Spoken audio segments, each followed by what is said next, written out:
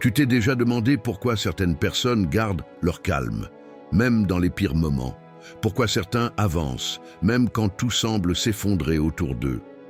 Et pourquoi d'autres abandonnent à la première difficulté? La réponse tient souvent en deux mots: stoïcisme et discipline, deux forces mentales anciennes, mais plus actuelles que jamais.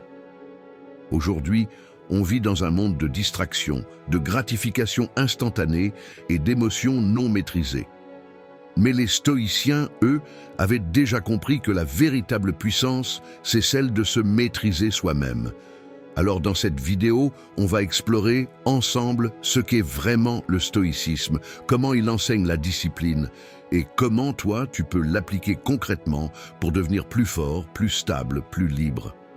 Prends une respiration, installe-toi et on commence. Si tu n'es pas encore abonné à notre chaîne, abonne-toi pour apprendre sur beaucoup de sujets que nous aborderons. Écris en commentaire, je suis présent. Le stoïcisme, ce n'est pas une religion, c'est une philosophie de vie, née à Athènes, il y a plus de 2000 ans. Ses plus grands représentants, Épictète, Sénèque et Marc Aurèle, empereur romain. Leur idée était simple, mais radicale. Ce qui compte, ce n'est pas ce qui t'arrive, mais la manière dont tu y réagis. Les stoïciens disaient qu'il y a deux catégories de choses dans la vie, ce qui dépend de toi et ce qui ne dépend pas de toi.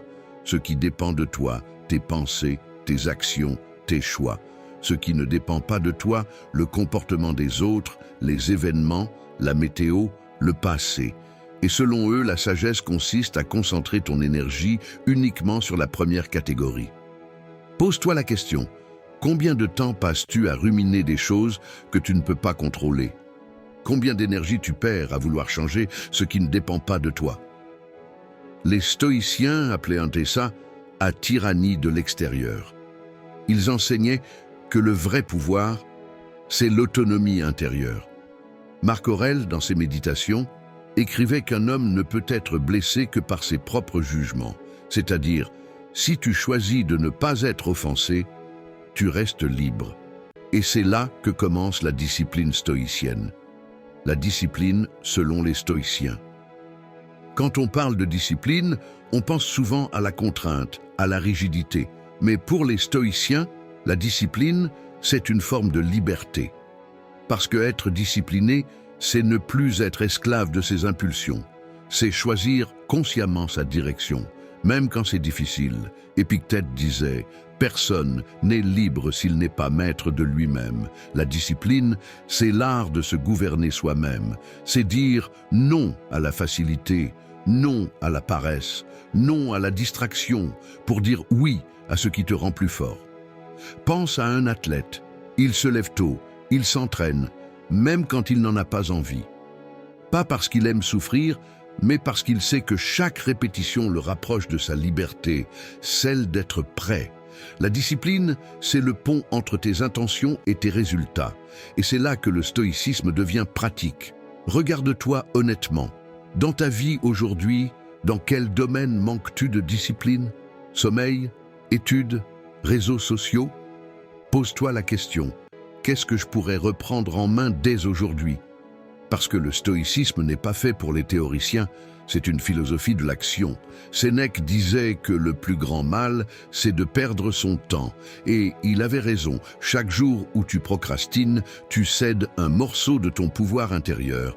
Appliquer le stoïcisme à la vie moderne. Aujourd'hui, on ne vit plus à Rome, mais nos défis sont les mêmes, émotions, peur, colère, tentation. Le stoïcisme peut t'aider à gérer le stress, rester calme face aux critiques, avancer sans dépendre des résultats immédiats. Voici 3 pratiques stoïciennes simples que tu peux appliquer dès maintenant. 1. La dichotomie du contrôle. Chaque fois que tu ressens de la frustration, demande-toi « Est-ce que cela dépend de moi ?»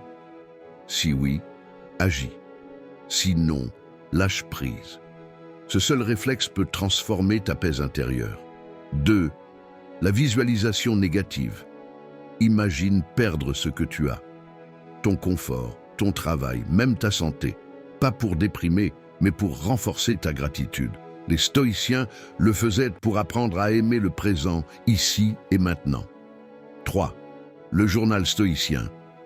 Chaque soir, prends 5 minutes pour écrire ce que tu as bien fait, ce que tu aurais pu mieux faire, ce que tu veux améliorer demain.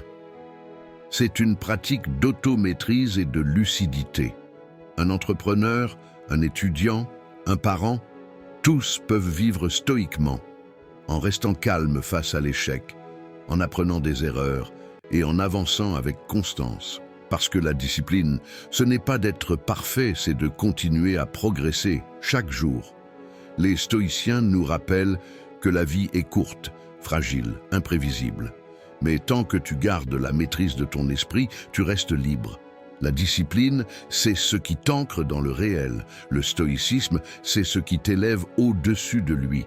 Et quand tu combines les deux, tu deviens inarrêtable. Alors, je te lance un défi. Pendant les 7 prochains jours, pratique une seule chose. Choisis consciemment ta réaction au lieu de la subir. Tu verras, c'est là que la vraie force commence. Et si cette vidéo t'a parlé, partage-la à quelqu'un qui en a besoin. Parce que le monde a besoin de plus d'esprit calme et discipliné.